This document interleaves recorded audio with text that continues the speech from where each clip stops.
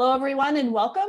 My name is Jean Gallagher, and welcome to Discover Rising Tides, how the outside makes the inside better, where we explore the importance of the outdoors and maintaining life balance. And through this series, we'll be talking with women business owners to understand their journey. And today, as always, we start with our Healthy Living, Happy Life segment with Denise Stegall. Hey, Denise. Hey, how are you, Jean? I'm excited for today. There's some high energy happening here. We got some energy. We're talking about success. Yes. Denise is an international best-selling author of Healthy Living, Happy Life, a practical path to finding a healthy lifestyle that works for you, and curator of Healthy Living List. And this month's topic is Healthy Living, Happy Life from 3,000 feet, and how planning and organizing leads to a fulfilling life. And today, how success happens with the 3 Ps. Yay! Yay! And then our second segment will be our main guest, Diane McClay, and I'm really excited for that too. And Diane and Denise are friends, and that's how we all connected. So we'll get to that. But let's start with you, Denise. Tell us about the 3 Ps. Okay, so we've been talking about planning from the 3,000 foot area. So kind of looking down from up there, like you're on a plane looking down, you can see things much more clearly when you're looking from above. We get stuck in our minutia of every day. And so, when we all want to be successful, right? And so we all read a lot of books, we listen to a lot of podcasts, we listen to a lot of gurus, follow podcasts, whatever it may be. But what happens is we kind of get a little bombarded by great information. Everybody has good information, great information. The challenge, I think, where we really start, we start listening to all of these gurus, you and me and Diane included. But most of the challenge is before we start listening, we kind of need to know what success means to us. What is the path? Like how do we want to be successful? And of course, being successful means something different to you than it does to me. Mm-hmm. So when it comes to planning, we kind of have to go, okay, what is it that we actually want in the big picture? That's what we're looking big picture, because then we can kind of, we can get down to the nitty gritty a little bit more. So again, what is it that we want to succeed in? And you can do this, overall, this is what I want in my life. This is what I want in my business. This is what I want for the next year. Mm-hmm. So it can be something that you work on the 3 Ps. We'll talk about that a little bit more in a second. You can use the 3 P concept for all the different areas in your life. But I think what's important is we need to start with, again, core values. What are those things that are important to you? Why do you want this particular success? Why do you want to achieve these particular goals? And at that point, that's when we can say, okay, we need a plan. Mm-hmm. So the 3 Ps, of course, we talked about this last time, are planning, prioritizing, and preparing. Now, what tends to happen when clients come to me, they've read all of these books and, have all these bits and pieces of ideas. They've attended events, you name it. So they've got bits and pieces of a plan. Mm-hmm. A little bit from, Dr. J, and a little one, more information from this particular book. And so they have this compilation of ideas, and it's overwhelming because they liked this piece of one program, another part of a different one. And so they kind of look at all of this going, okay, this is my overarching goal or plan that I want to succeed in, but I'm going to try to plan in 3 different ways, mm-hmm. which doesn't obviously make sense. And so for me, when I started to get my life back on track, because I had, was dealing with a health issue a handful of years ago, my success plan started simply with eat real food, make good decisions, and be accountable, which we've talked about. And for me, that was what optimized my overall well-being, gave me the energy that I was looking for. And really to find that healthy lifestyle that works for me, which is really in my life what I was looking for and what I help people to do. That said, there were also times even within that I realized I didn't exactly have a laid out plan. And so that's where I came up with the three P's. What's that first part that I needed? I needed to know, well, what was the plan? What was my goal? And the goal is part of the plan. And obviously then there are these steps. And most of us are not very good at planning. We have a calendar. I have 3 of them. I have one upstairs that my husband and I share. I have my Google Calendar. I have one on my, my desk just to quickly flip through. So we're not really great at planning. And then what happens is when we face an obstacle or things don't quite work in that pseudo plan, we give up. So I know it's always said, a goal without a plan is just a dream. So this is really where we want to sit down and access our inner guru and come to and sit down with a plan. What is it that we want? How do we want to achieve it? What resonates? So I ask you, Jean, if you have, what is the next thing you want to succeed in? That question right there is so important, and it's so hard for people to answer, right? And going back to what I'll answer your question. I'm not avoiding much, but going back to what you had said before, if people are going out and getting all this information from all these different sources, and there's just information overload and it's overwhelming, it's easy to go, I have no idea. This seems like such a great idea in the beginning, but I don't remember because I've already listened to 4 other things. And that goal setting piece becomes really difficult. And I think you have to bring it back to simple, easy to understand bits and pieces, like what you just said. I needed to get to a healthy lifestyle. So let's start on a small thing and work towards it. And for me, setting goals is hard, but satisfying once you do it, because now all of a sudden you have a focus. And it's okay to have goals in different areas of your life. So I have podcast goals, I have personal goals, I have professional goals, and I have relationship goals. But having them siloed, even though it's all me, having them siloed helps a little bit, and but they also each touch each other. Yes. And so 2 things that I think are really important, especially when it comes to that, to creating those goals. I love the SMART goal. I love making SMART goals because they're you can write them down and they're right in front of you, that you can keep them right in front of you.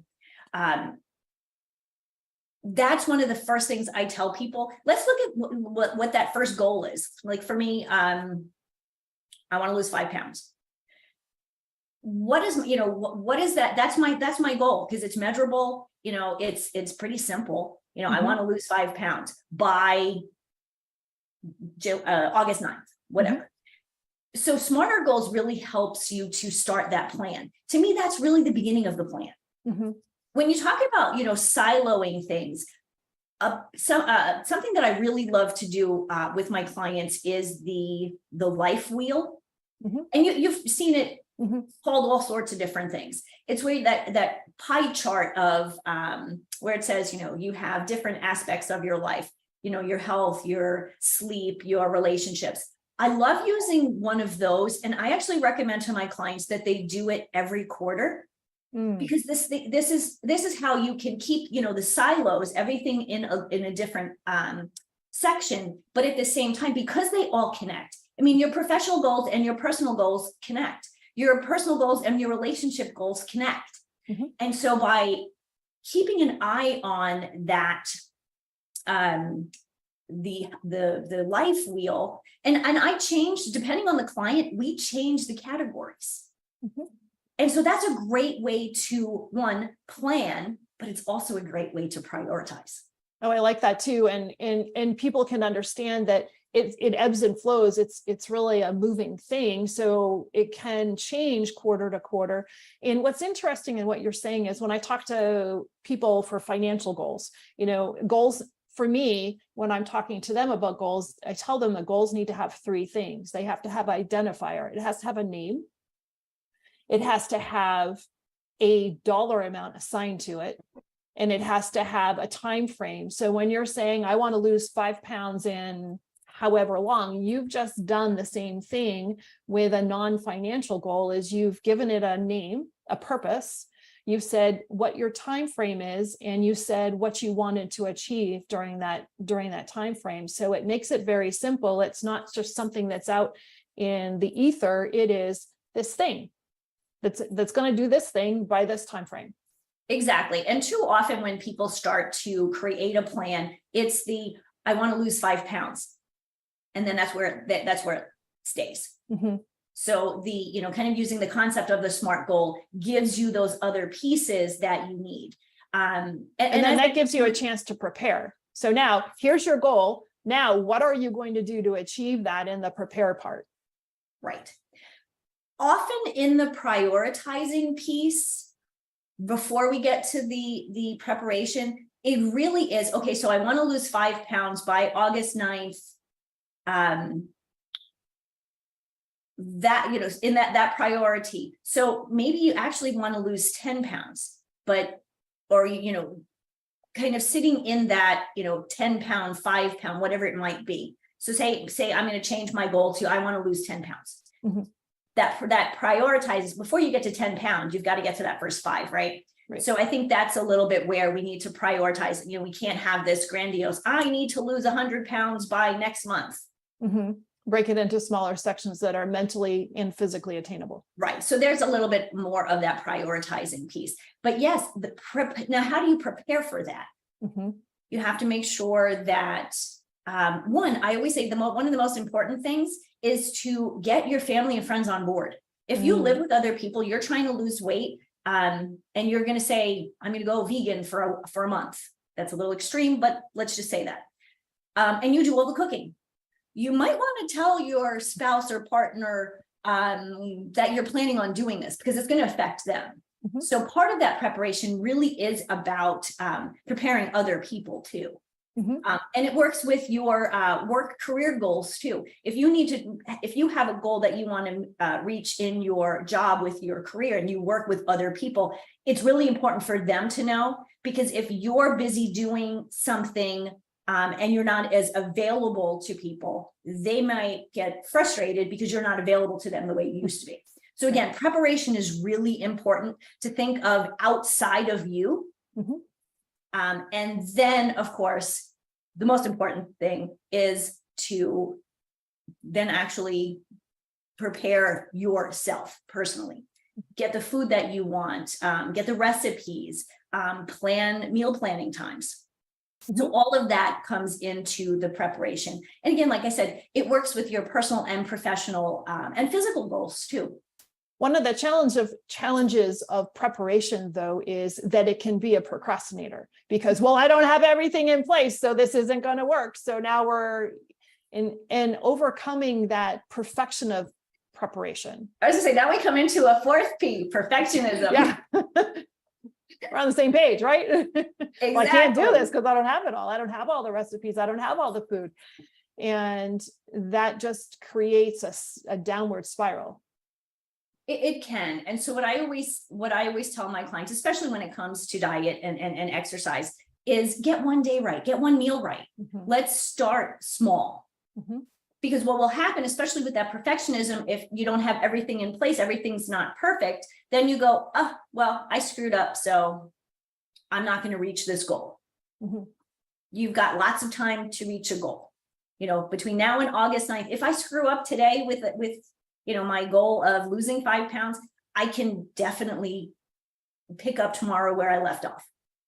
It's about giving yourself grace. Part also. Yeah, giving yourself grace.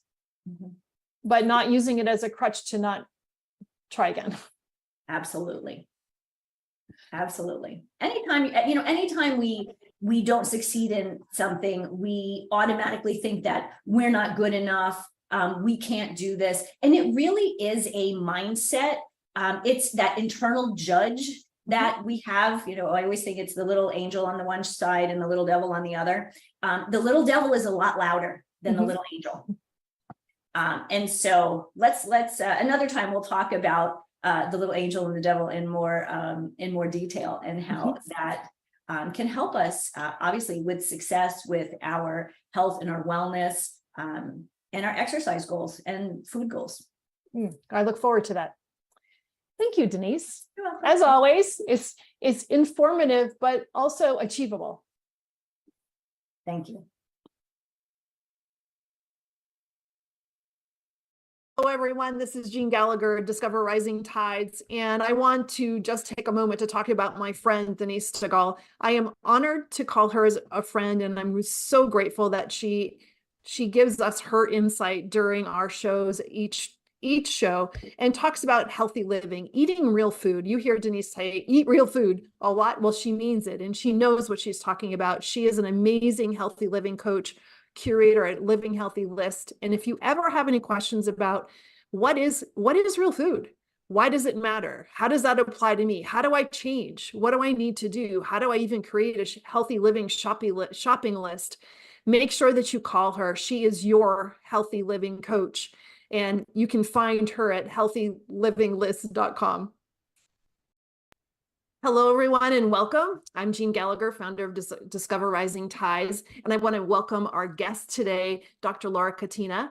And Dr. Laura is a founder and president of ArmOR Hand Gloves. She graduated from Ohio State College of Veterinary Medicine and is a small animal veterinarian. She developed the ArmOR hand animal handling gloves after a life-threatening injury she endured while working through emergency medicine. The ArmOR hand is a compassionate glove designed to allow for proper and safe restraint technique without the use of force. The glove is used to safely handle animals, reduce injuries to humans, and improve animal welfare, and the advance of and cause of wildlife and pets. ArmOR hand is reusable, vegan glove, ensuring a low impact on the environment, and the glove decreases disease transmission, supporting the One Health initiative, as well as increasing pet owner compliance for at-home medical care and recommendations. She's worked with the PAW Project to pass a ban on declaw surgery in the city of Pittsburgh, and she has an interest in spirituality, self-care, fitness, human and pet nutrition. So, Laura, welcome. Thank you so much for having me. Thank you. Oh, I'm so excited to talk to you. I really loved our intro conversation and want to dive into the glove, but let's start in the beginning. So tell us your path through becoming a veterinarian, and how did all that start, and where did the glove come into play? Sure, thank you. So basically, I'd always been interested in medicine, always had a love for animals. So I felt like a veterinarian was the perfect career, choice for me.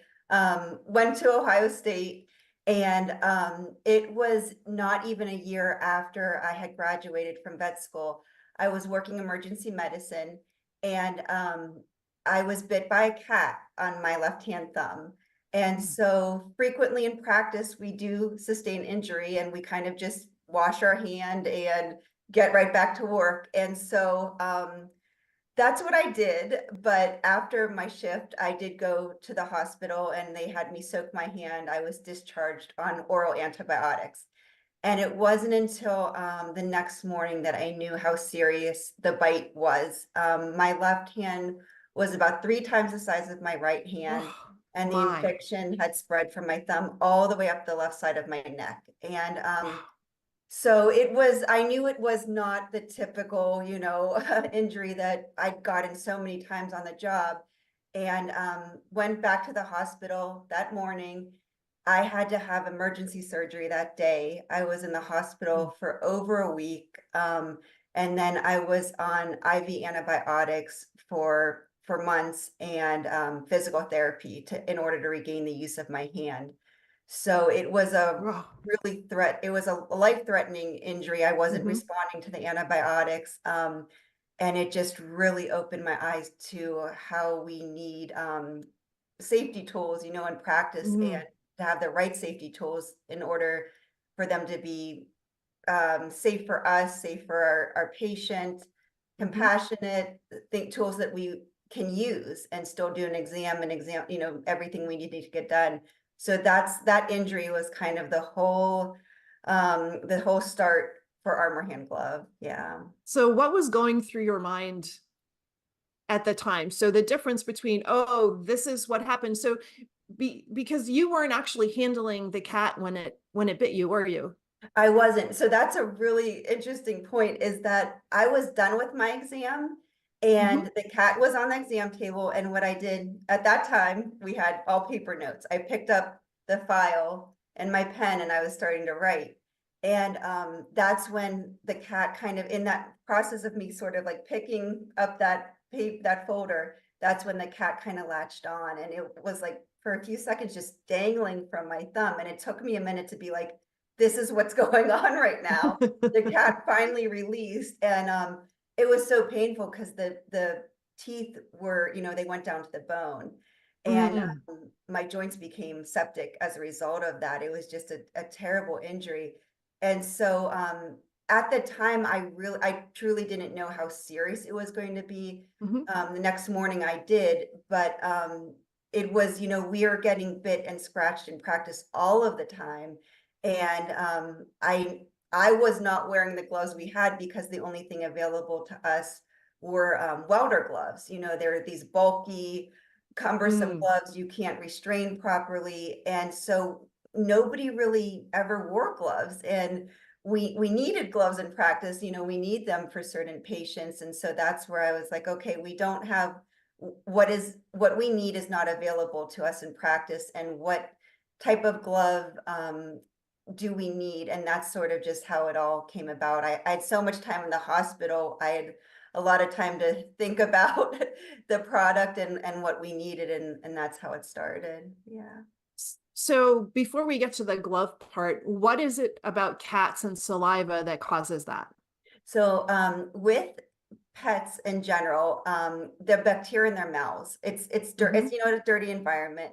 And cats in particular, so especially, you know, this particular patient was stray, you know, recently found and adopted, but had no, you know, we didn't know the history, probably never vaccinated before. So the mouth was just like a breeding ground of bacteria. And cats' mouths in particular can have different strains of bacteria that are, you know, so when they bite, it is it's harder to resolve the infection, you know. And also the shape of the teeth, you know, they're very sharp. And so when they bite, and if it's an aggressive bite, all of that bacteria, it's going straight into wherever, you know, that puncture wound is.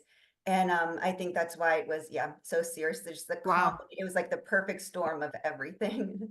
Yeah. And so that must have been so, well, I don't know, when it happened, it wasn't necessarily as frightening as realizing after the next day really where you were going. Did you, since you didn't know the background of the cat, did you have to think about rabies or anything too? Yes. Unfortunately, because the cat did not have previous vaccination history, the really unfortunate part of all of this was that when I went to the hospital, and you know, you report this was a cat bite, it's the law. If the pet is not vaccinated, if the vaccination status is unknown, or if there's any question at all, if it's past due, by law, they do have to test the pet for rabies. And the only way to do that, unfortunately, is, you know, we have to send away the animal, but they test the brain sample. And so this cat, you know, had to be euthanized. It was a safety measure, not just for myself, but also the family that adopted this pet. They had been handling this animal for a week at that point. And so, yeah, so we had to really make sure, you know, this cat was negative, that there's no concern. And so, yeah, had to go through the rabies testing. I was current on my rabies vaccine, so that gave me some safety, but with any vaccine, it's not always 100%. So I had to rebooster that.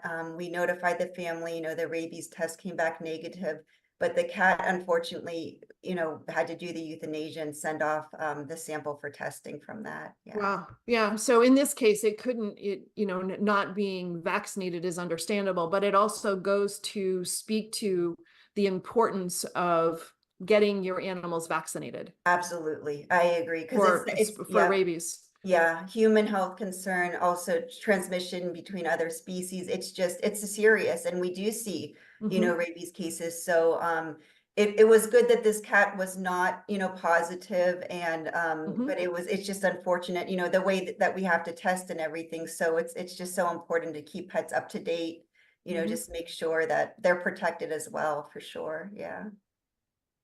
So you are in the hospital Yep. and and you're so how many years does it take to become a veterinarian?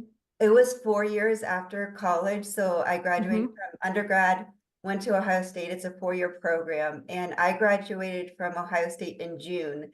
And this injury happened the beginning of January.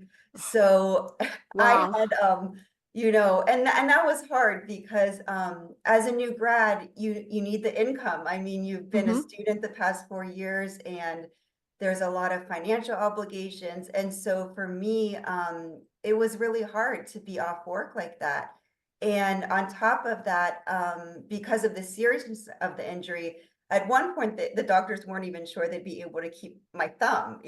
Oh my. So in my mind, I just thought, how can I practice medicine? I had a day where I did surgery at work and Mhm. examining animals all the time. And I thought, well, I don't know if my left hand is not usable, how does this affect my career? And so fortunately, surgery went well. It was very painful, and the recovery, but my thumb was able to be saved, and eventually got over the infections. But it was pretty scary because there were so many unknowns, I think, at that time. Yeah. Mhm.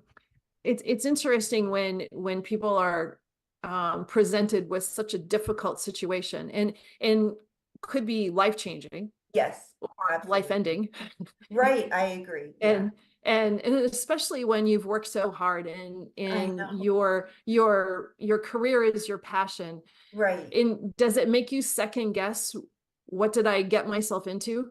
At the time it did. Hmm. Absolutely. I thought, because I think it was such a hard time not knowing if I'd be able to practice again. And I spent all this time in school and all this money, that absolutely I did. And then I think just when I was out of surgery and I had that week in the hospital to kind of just, recover and stay on the antibiotics and things like that, I think that's kind of when it was a turning point for me, where I was like, okay, Mm. like I finally had a chance to sort of process everything up until that point that happened. And then there was like some space for me. There was like Hmm. space in my mind and my thinking. And I thought, okay, this is what happened. This is where I am now. And what can I do in order to protect myself in the future, but also other veterinarians? So even Hmm. though I didn't have use of my hand at that time, I had to go through 7 months of physical therapy. I still thought the profession needed something. So really, I wasn't sure that I'd be back in practice, but I thought there's an opportunity for me to do something. Hmm. And that's what I wanted to do. And so I felt like even if I couldn't practice again, I felt like this happened for a reason, and I'm going to kind of really make the best out of it and try to help the profession. If I can't be as a veterinarian, then I wanted to develop a product for safety. And And yeah. so the current situation prior to the ArmOR hand glove is welding gloves. And we Correct. talked about this a little bit too. There was a time, a really long time ago, when my kids were little, and Yeah. a friend of ours needed us to sit his cat, and this Yes. cat was evil, evil. And not only was Raisin evil, she was black. Right, right. and not only was she just really not that nice, and we already had a Yeah, cat and she wasn't thrilled with that, she came with sure. medicine. Right. Right. So it was And the that's whole hard. thing. And Yeah. so it is the welding gloves, the thick gloves, and it is Yeah. really hard to be gentle.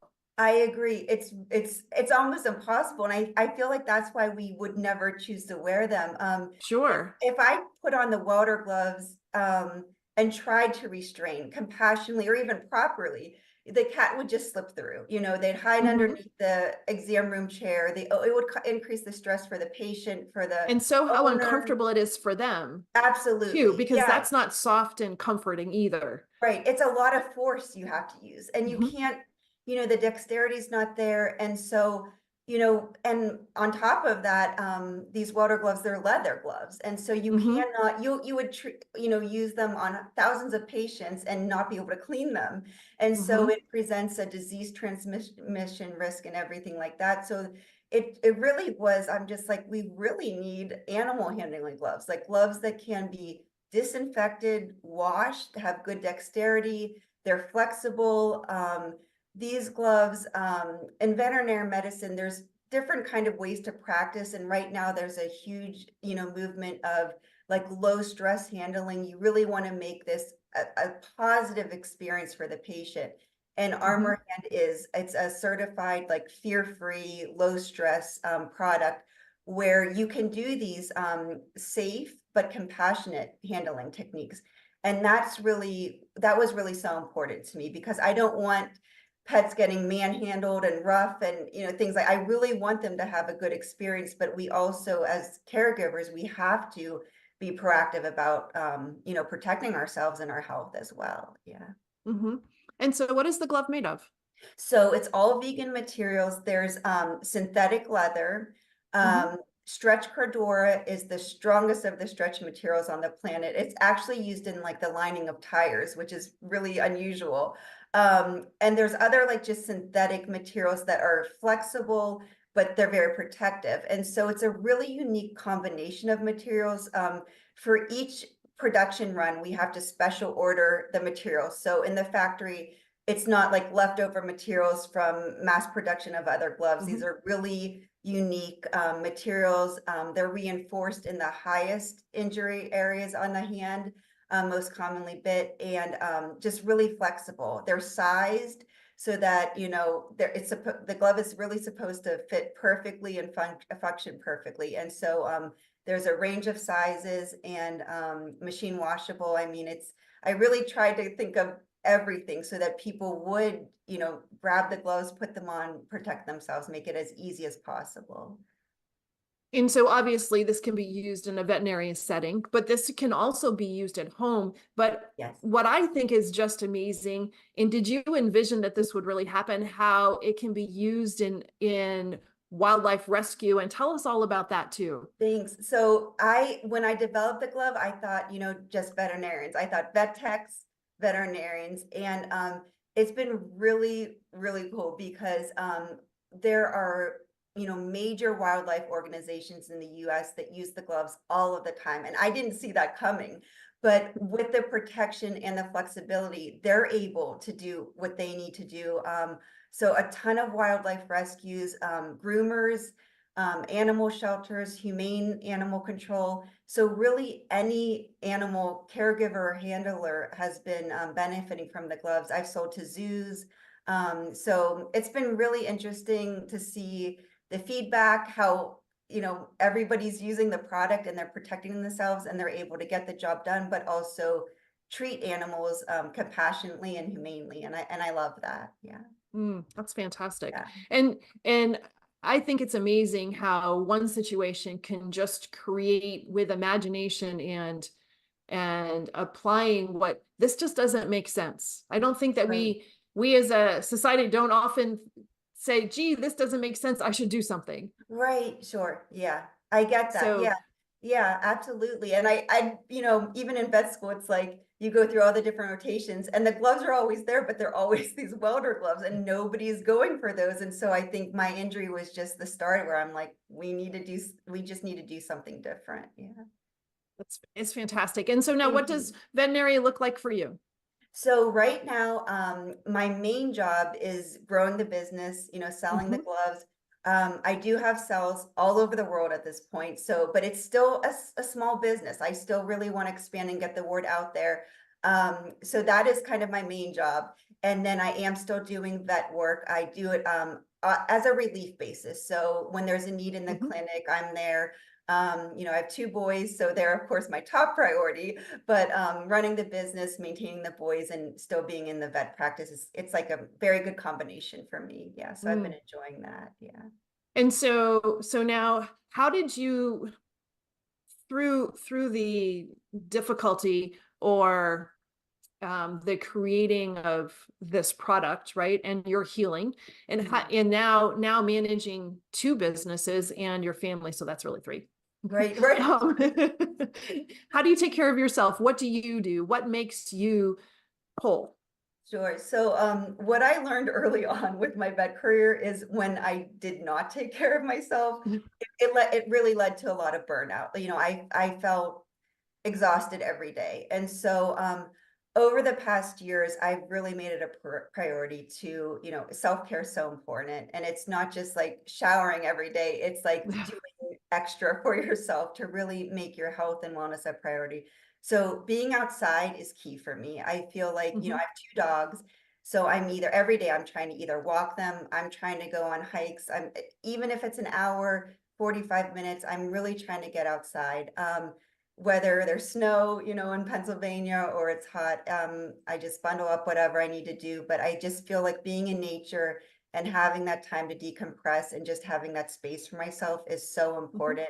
I think it makes me, you know, a better mom, a better veterinarian, better, you know, business owner. And so I do make that a priority. I feel like I've seen how I feel when I don't have that, and I know it's the healthiest thing for me and my family as well to make that time for sure. Yeah. And we're going to expand. We're actually going to put this conversation into 2 sections, and we're going to talk about the pressures of being a veterinarian and what that's really like and how important the self-care is. But I just want to touch on it quickly here too, because we use the term self-care is used too much, Yeah. and it seems very bland to me Right. anyways. And everybody should have self-care. Well, yeah, it's very true. However, it's deeper than that. Yes, I agree. I And it is that absolutely. it is the need to make sure that we are balanced internally Yes, as well as externally. And the absolutely. pressures of people's careers really can weight on everybody. And the pressure of a veterinary. So a lot, maybe people think, well, I'm going to be a vet. That's Mhm. great because I love animals. That's fantastic. But there's another side of it too, that Right. you really have to take care of yourself, right? Absolutely. I almost think, and I could not agree with you more. I think that self-care, right, it's such a term everybody hears, but it's for me, I think it's almost like some type of soul connection. It's really connecting with Mm, yourself in ways that go beyond like, I mean, it's important to enjoy the cup of tea or this and that, but I think it's really just having that space and slowing down and honoring yourself and knowing that you deserve this time and mhm, whatever it is. And I think it can come in many different ways for everybody, but with a veteran, being a veterinarian, you know, I think we're very compassionate, we're very empathetic, we're giving. And I notice in the profession that we have these and they're wonderful personality traits, and we're hardworking. We want to save every animal, you know, we see. But there's a very sad and unfortunate side to veterinary mm, medicine. And there's this terrible epidemic where, you know, veterinarians are taking their lives all of the time. mhm, Almost every time I'm online, I'm reading of another vet that's taken their life. And I think that, you know, we give and we give and we give. And I think it's so unbalanced where that self-care and saying like, I'm burnt out, I need a break, or I need to do this for mhm, myself, or I think we have trouble verbalizing what we need. And I think mhm, that, you know, we really make work the priority. We come home and we can't get work off our minds, and it's consuming, you know, our lives. And I think that that really can lead to a downward spiral in the mhm, profession. And I don't have all the answers, but I think there absolutely has to be a better balance for us, for sure. mm. Yeah. Yeah, and we're going to expand on that in our second Sure. show. But it is very true. And there are many other Mhm. careers that are out there that are as taxing or as giving and as Absolutely. compassionate. And it's a great example of how can we get the message out Yeah. and let people know Mhm. that it's okay to say, I need help, or Yes. I need a break, or I need something for me. Absolutely. I agree. And it's such an important message. I feel like it's just not out there though. I think even with therapy, if somebody has a Mhm. broken arm, they would have no problem saying, I have to go to the doctor for this. And I think mental health, emotional health, therapy, it's the same way. I've been in therapy for years and I consider it just something so routine and commonplace for me. Mhm. And I want my mental health to be as strong as my physical health. And so I think just having these conversations and just making it more normalized is so Mm. important for sure. Yeah. Mhm. Yeah. Yeah. So we'll get into that a little bit more. Sure. I'm looking forward to diving into that, and just switching gears a little bit, going back to the glove in your business. And so wildlife rescue, right? Yes. And Humane Society rescue. Where Mhm. else? Tell us where else people are using the glove, and worldwide. Sure. Yep. Pet owners to medicate, pill their pets at home. A lot of times, we recommend, medicated baths or whatever, it increases compliance with pet Mhm. owners when they're protected, especially for the owners who are elderly, immunocompromised, Mm. pregnant. It's Oh, absolutely a health concern, to get an injury when your immune system is decompressed. And then groomers, animal shelters, zoo employees, vet schools have been starting, safety talks, which I love. I think it should mhm. start there, for Mhm. veterinarians. Um, so yeah, just any animal handler, any animal caregiver, pet sitters, they've been purchasing as well. So it's been really cool to see people that find value in the product and they want to, protect themselves. So yeah, That's fantastic. I And think. so where can people find the product?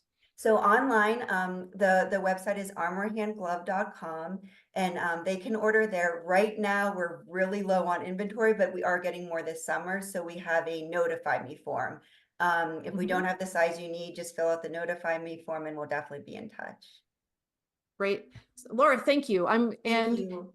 And if people would like to hear more, we're going to be coming back with a deeper dive on the pressures and the wonderful pieces that come with veterinary care too. So Laura, thanks so much for having the Thank conversation you. with me. Thank you so much for listening today. Today's show is sponsored by Seaside Solutions, my financial services company. As a business owner, it's easy to be pulled in many different directions, and often taking care of yourself plummets to the bottom of the list. For me, I find myself outside to reground. My time outdoors helps me manage my day more effectively and be more present for my clients. Through this, Discover Rising Tides was born.